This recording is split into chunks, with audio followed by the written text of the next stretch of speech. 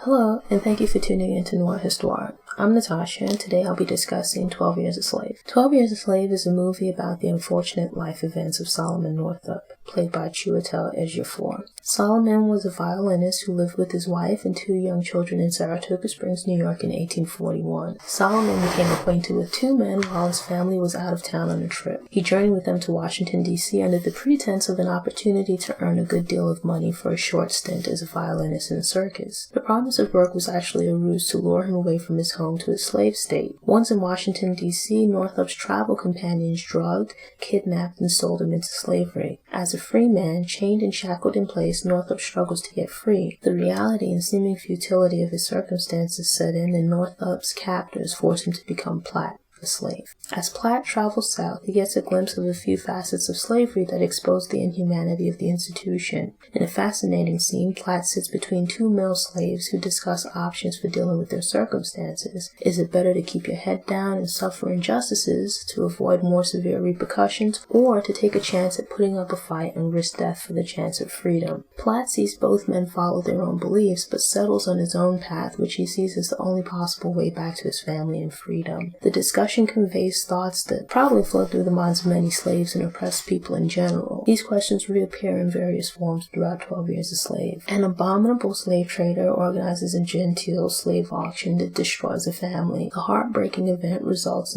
in the sale of Platt to his first master, Ford, played by Benedict Cumberbatch. Ford seems to be a decent man, but he's still a slave owner. I've always found it curious that men and women who were decent took part in slavery. One could only imagine the excuses they'd have to develop to rationalize the contradiction to themselves. While Ford is master of his plantation, his overseer, Tibbets, played by Paul Dano, manages the slaves on a day-to-day basis. Unfortunately, Tibbets is an insecure young man that hates the very air Platt breathes and finds excuses to torment him. During a run-in with Tibbets, Platt defends himself and finds his life hanging by a thread as punishment. There are other slaves milling about during and after the exchange, but none dare to intervene. For a moment, it's unclear if the other slaves ignore Platt's circumstances out of fear or desensitization to brutality. Yet in that tense moment, someone steps forward to offer a small token of humanity and a merciful act of bravery. As a result of this incident, Ford sells Platt to Edwin Epps, a slave owner renowned for his ability to manage difficult slaves. Edwin Epps, played by Michael Fassbender, is a sociopath prone to random mood swings between unnerving calm and insatiable rage. He focuses some of his inappropriate intensity on Platt, but also shines its evil on a young slave girl named Patsy, played by Lupita Nyong'o. Epps views his slaves as being his possessions, which takes the form of an obsession with Patsy, much to the chagrin of his unstable wife. Nyong'o delivered a brilliant performance in 12 Years a Slave that made it her breakout role. She captured the soul-killing pressure of being the non-consented object of obsession for an evil man, and conveyed the suffocating difficulty of dealing with the misplaced hatred of his jealous wife. Hate is a strong word, but not strong enough to describe how much I detested Epps and his wife. In a perfect world, Epps would have worked himself into a rage, dropped dead, and taken his wife with him through some means of divine intervention. At the same time, I understood the idea of Patsy wanting to die because the situation felt hopeless.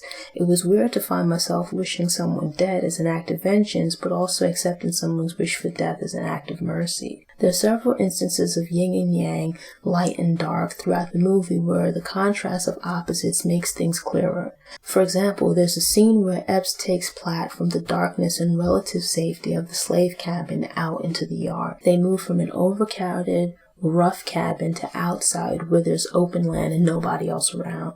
The environment should feel freeing, but Epps' presence makes the outdoors feel claustrophobic. Platt's life once again hangs in the balance as he stands in the dark with the only light coming from Epps' lantern. Epps emits unwanted light, much like his menacing interrogation that seeks to search Platt's mind. Platt isn't safe until the light of Epps' lantern is gone and he's once again in darkness. There's another situation where Epps has Platt punish Patsy. The punishment delivered by Platt is violent and terrible from the audience's view in its own right, yet it becomes even more unsettling when Epps takes over. resulting in a shift in the literal and symbolic view. The ability to cope is necessary for survival, but diminishes with the loss of hope. Solomon's longing for his family made him miserable, but the thought of returning to them kept him going and helped him to survive. But my heart broke at the thought of what might have happened to Patsy. It seems she lost hope and was only living because she was afraid of dying. 12 Years a Slave is at its core a movie about desperation, hope, coping, and survival. It displays the tightrope act of trying to balance those things under the enormous pressure of the social rules of slavery. 12 Years a Slave is a well-made and thought-provoking movie. It's unfortunate that there was a real Solomon Northup whose life and autobiography inspired the movie. 12 Years a Slave is available in both book and movie form. The story doesn't vary much between the formats, so it's mostly a matter of preference. If you enjoyed the video, click the like button and subscribe to the Noir Histoire channel, and visit noirhistoire.com for more book and movie reviews, in addition to Black history facts and profiles of Black historical figures. While you're there, sign up for the newsletter to get fresh content delivered straight to your inbox. If you prefer to listen on the go, subscribe to the Noir Histoire podcast via iTunes, Stitcher, Google Play. Follow Noir Histoire on Facebook, Twitter, Instagram, Pinterest, Tumblr, and Google+. Thanks again for watching. Enjoy the rest of your day.